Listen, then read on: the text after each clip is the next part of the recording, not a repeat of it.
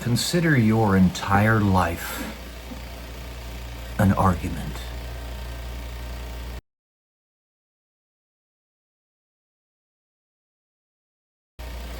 Welcome to day 197 until I'm a YouTube millionaire. I've been getting a lot of videos in my stream, for one reason or another, on YouTube, my For You page. The Omni-Man. And it's not because I've been clicking on that stuff. It's not because I've wanted to see it. It's just sort of popped up. And it's stuff that's been really popular, right? Whether it's being forced or otherwise. One way or another, I'm getting a lot of it. In Omni-Man's life, his story is pretty interesting in that he starts off as a sleeper cell. Something like what Hassan Piker is, except I don't like Hassan. He's not a good person. He advocates for the T word. He's not a good person. And he should not have a platform. But that's just an example of a sleeper cell, right? So the Omni-Man starts off as a sleeper cell. He comes to Earth as his post, and eventually unalives all of the Earth's defense force. He slithered his way in, acting as if he was their friend, and he was actually their friend, but then he betrayed them. Every one of them, and unalives all of them. In a pretty brutal fashion, in fact. The show's been called violence porn because it's so brutal. I can totally understand the argument. So they almost take him out, or they kick his butt beforehand, but he still gets them all. And there's nobody on the entire face of the planet aside from his son, Invincible, his real name is Mark, who can even stand up even slightly against the guy. So Invincible does not defeat Omni-Man with force. He defeats him with argument. Argument that he loves his dad. And his dad is losing himself. Who he is. So Omni-Man bolts away from the Earth, just leaves. Abandons his post because he doesn't want to continue what he's doing. There's actually, I haven't watched the whole series. I've just seen little snippets of it on YouTube. That period of time, his eyes are bloodshot red. I'm guessing because he's trying to hold back emotion, because I haven't seen the series.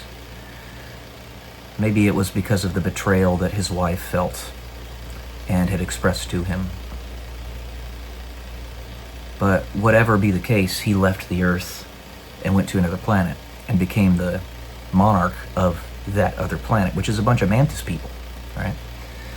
Mantis people, by the way, it is believed by those steeped deep into alien extraterrestrial ideas and stuff, that they're kind of a neutral force in the extraterrestrial world, or extraterrestrial worlds, in that they're kind of just experimenting and observing, seeing how we're living our lives, not really taking a stance. They're a disinterested cause. Not indifferent, but disinterested. They're fundamentally different. Indifferent means you don't care. Disinterested means you're not getting yourself involved.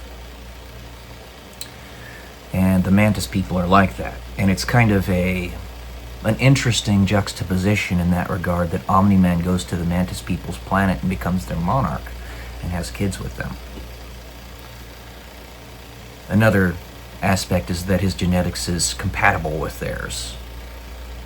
But that's a side discussion meant for things like Shinedown and stuff like that.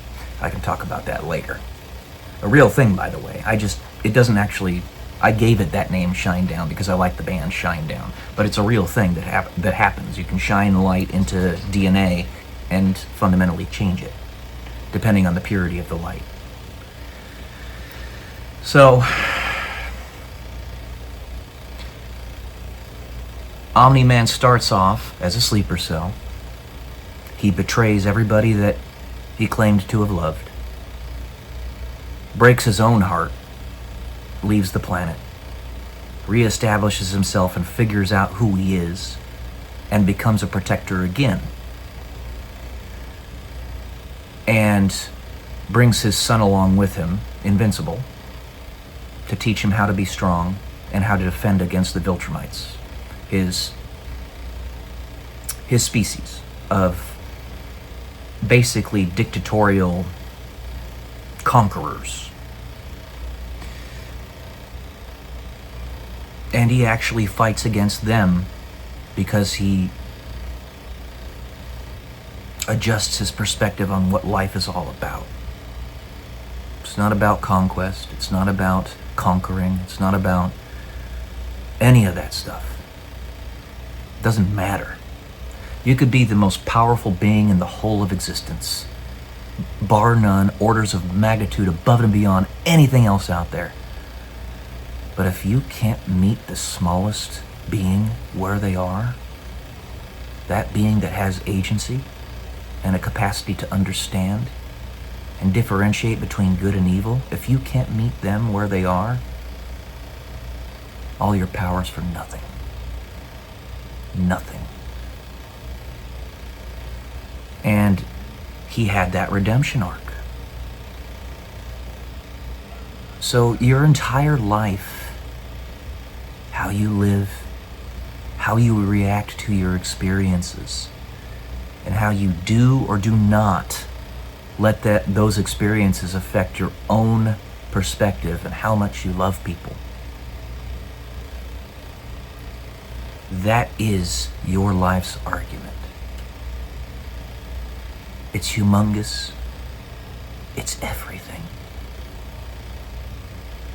Just as if you are the most powerful being in existence, nothing else matters if you cannot meet an individual where they are, so too, it doesn't matter at all if you do not have a story to prove how much you love them.